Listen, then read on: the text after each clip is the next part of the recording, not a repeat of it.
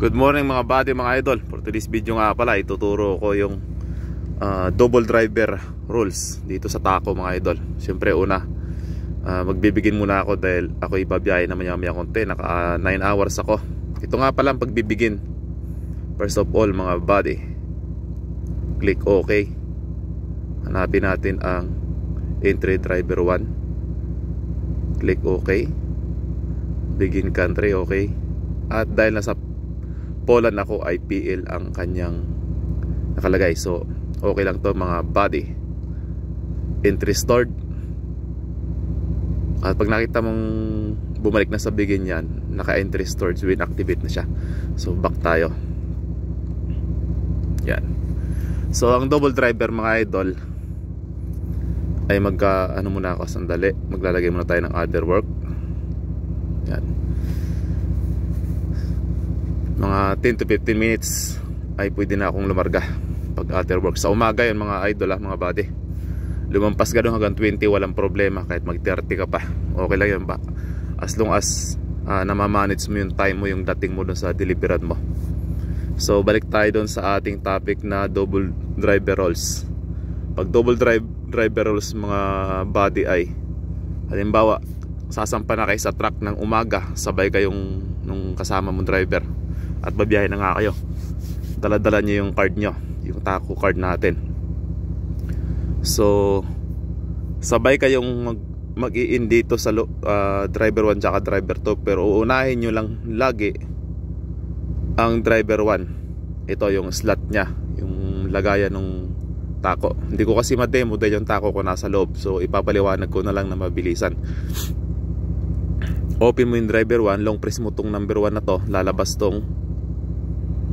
yung lagay ng Taco. So pag nilagay nyo yung Taco nyo, alam nyo siguro paano ilagay yung Taco, no? Nakababa yung picture natin at yung chip nya ay nandun sa dulo, nakaharap sa itaas naman yon. So pag nilagay natin yan, automatic magbibigin yun mga idol. So magbibigin kayo kung saang lugar kayo. Tapos pag nailagay nyo lahat, bla bla, okay lang na okay, wala na kayo ibang gagawin. Okay lahat hanggang sa maipasok nyo na nga. At hintayin nyo tong, kung nakikita nyo tong parang bintana, hintayin nyo na maging tulad nyan. Ready to drive siya, ibig sabihin nun. So pag nailagay nyo sa ganyan na, ilalagay nyo rin sa other works mga idol. Yung drive 1, yung unang naglagay ng Taco. Pag okay na lahat, yung naka other work na siya, saka nyo ilalagay tong si driver 2. Okay mga idol, paglagay nyo driver 2, same process din. Okay na lahat. At ang ilalagay nyo ay availability. Pipindutin nyo number 2. Ayan, yan ang lalabas dun mga idol ha. Availability ang tawag dyan. Yan ang driver 2. Yan, huwag nyo ilalagay sa kasi ang gagawa ng other works ay itong si driver 1 lang. So ang availability, sabihin naka rest lang siya, naka standby lang to si driver 2. Kaya dyan natin ilalagay sa availability. Example lang yun mga idol, availability yung tandaan nyo sa driver 2. 10 to 15 minutes na ang other work ni driver 1 ay pwede na kayo numarga. So habang tumatakbo si driver 1, itong si driver 2 na naka availability ay pwede siyang matulog sa higaan mga idol. Pwede siyang matulog habang nagdadrive si driver 1. Walang kaso doon sa higaan.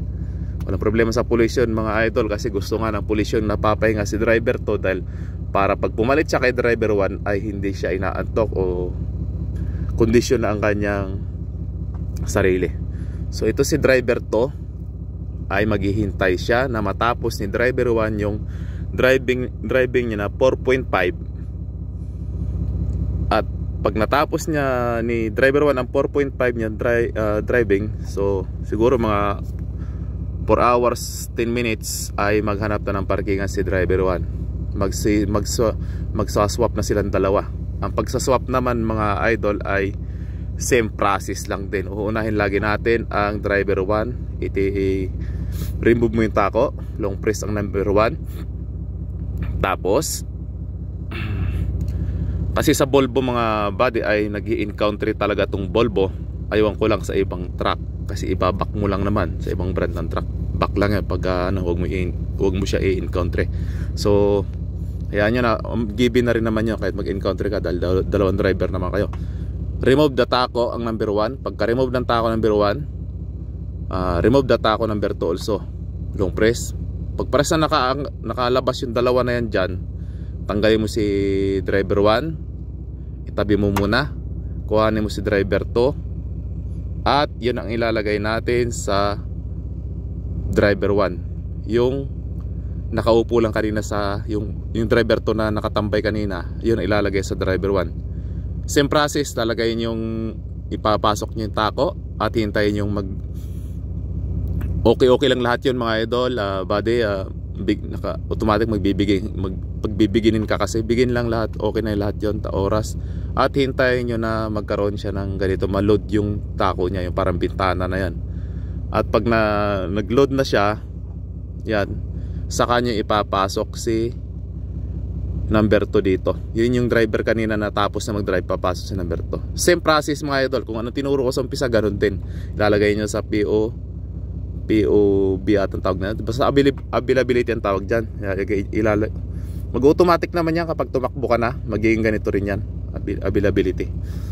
So ito si driver 1, ang driver 1 ay magtatakbo ulit siya ng 4.5. At pagkatapos yung mag 4.5, itong si driver 1, yun yung kanina nakaupo ha. So parehas na kayong nakabuo ng tigpo 4.5 kayong dalawa. Maaari na kayong huminto at mag-break ng 45 minutes. At kung gusto nyo kumain kayo, bla bla bla, kung gawin nyo, basta 45 minutes, doon pa lang kayo mag-rest ng 45 minutes break. Okay mga idol. Sa iba, ang turo naman sa ibang ay pwede namang dire-diretso kasi yan ang ng double driver. Siyempre, paano naman kayong wala na kayong pahinga, wala nang pahinga yung sasakyan. Pero tatakbo kayo ng 18 hours, wala nang pahinga. So kailangan natin magpahinga after ng dalawang 4.5 yung set. Okay mga idol, sana malinaw sa ating mga baguhan dito sa Europe, at sana nakatulong naman ang aking sinabi. Bari pakinggan nyo na lang ulit ang aking mga sinasabi rito. Ingat tayo sa sunod, magde-demo ako mismo ng taco na ipapasok kapag mayroon tayong kasamang double driver. Okay, have a nice day and good morning. Shout out sa lahat ng mga truckers. Ingat tayo sa biyahe, bye bye. At nakalimutan ko palang sabihin mga idol, mga buddy, ang working time, daily working time ng double driver ay 21 hours. So 21 hours ang shift nyo, working time shift nyo, daily working time shift.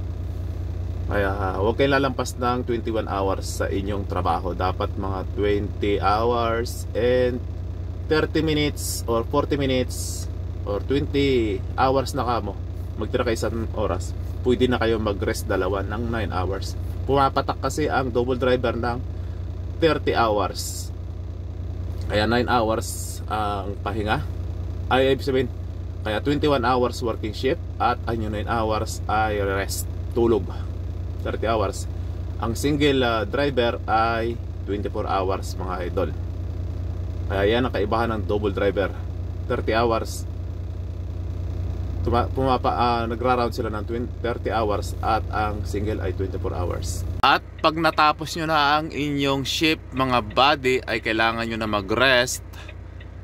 Ay kailangan nyong mag-encountering dalawa pareho mga buddy Tandaan natin, mag-encounter kayong dalawa. At pagising sa umaga ay magbigin kayo sabay na rin yon. Tapos naka-availability ulit ang driver. Ayan.